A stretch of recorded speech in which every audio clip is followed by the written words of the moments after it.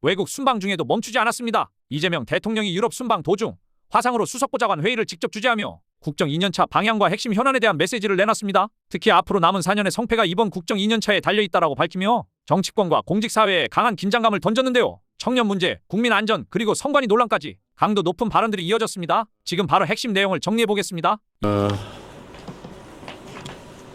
지금 우리가 국내에 없으니까 우리 비서진들 어떻게 좀 마음 편하고 좋은가요? 썰렁한 모양이네. 다들 고생 많습니다.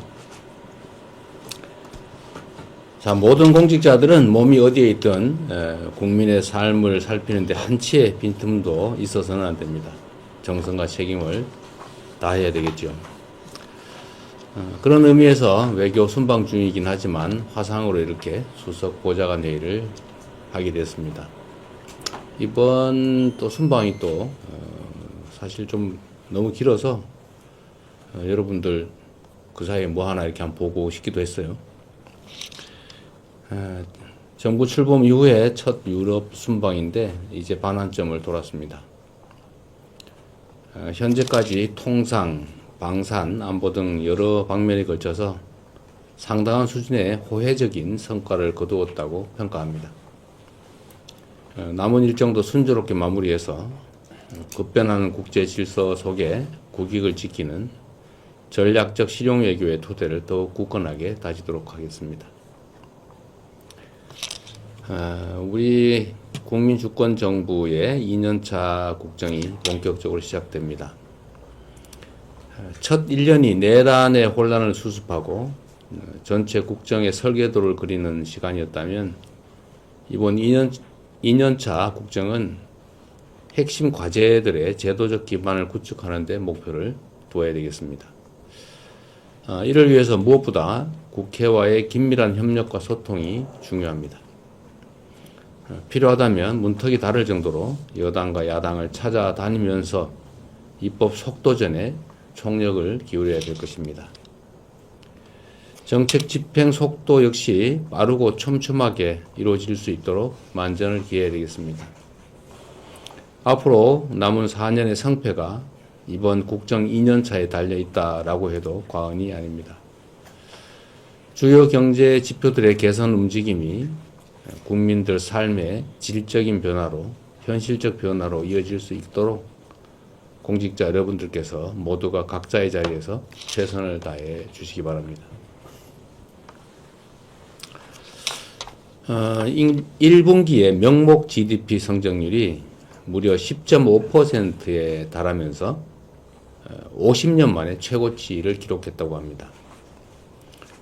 수출도 매달 놀라울 만큼 성장세를 보이면서 올해 국민 총소득이 4만 달러에 이를 수도 있겠다라는 관측까지 등장했습니다. 인공지능 혁명과 산업 전환으로 우리 경제에 새로운 기회의 창이 열리고 있는 것 같습니다. 그런데 우리가 풀어야 할 숙제도 만만치가 않습니다. 특히 우리 사회의 미래라고 할 수 있는 청년들이 겪는 고용, 자산, 소득 양극화의 삼중고가 매우 심각합니다. 지난 1분기 가구주의 월평균 명목소득 조사를 해봤더니 전 세대 가운데 유일하게 2030 청년 세대들의 소득만 뒷걸음질 쳤다고 합니다. 심각하죠.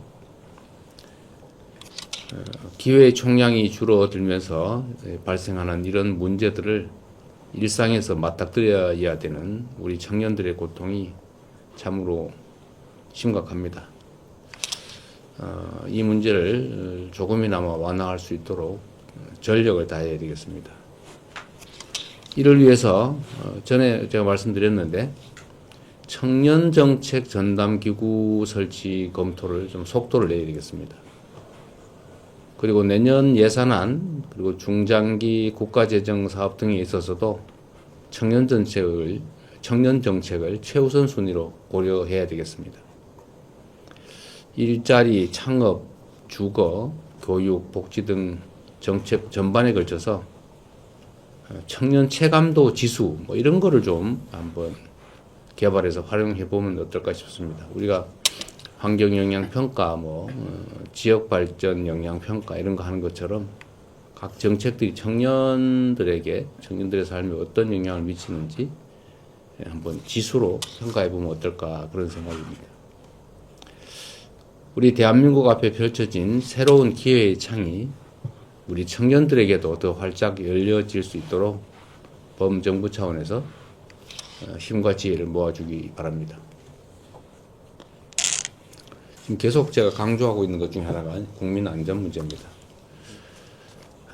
사고, 자살, 온갖 영역에서 우리 국민들이 너무 많이 돌아가시고 있어요.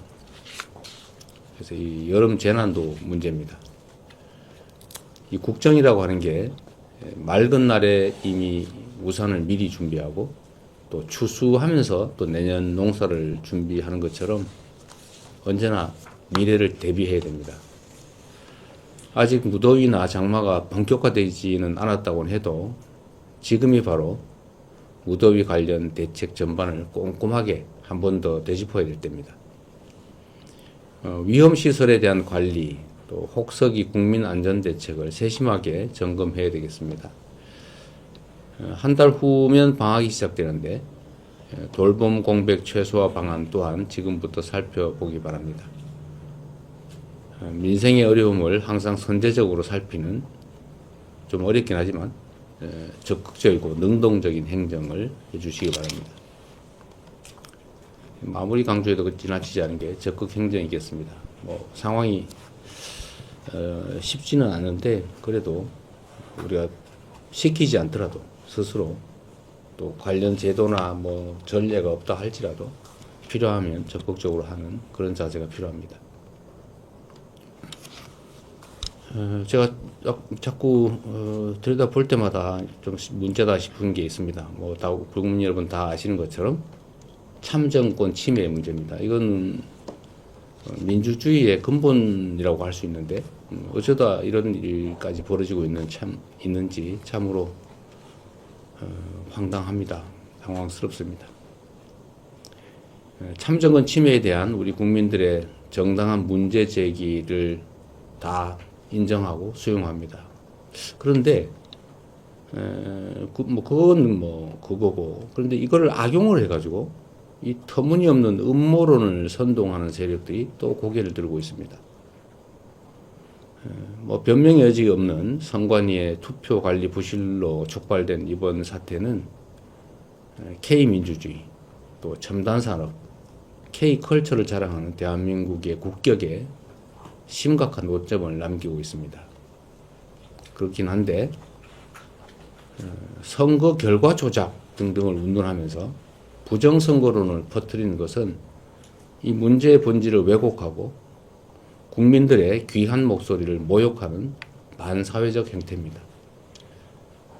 더구나 이런 주장을 펴는 사람들 가운데 일부는 현장 경찰관을 상대로 위해를 가하기도 하고 또 주변 시민들을 위협하기도 하고 가끔씩 이해할 수 없는 무슨 검색 검문 행위도 하고 또 그 출입도 막고 이렇게 업무방해를 하고 있는 것 같습니다. 마땅히 법과 원칙에 따라서 합당한 책임을 물어야 되겠습니다.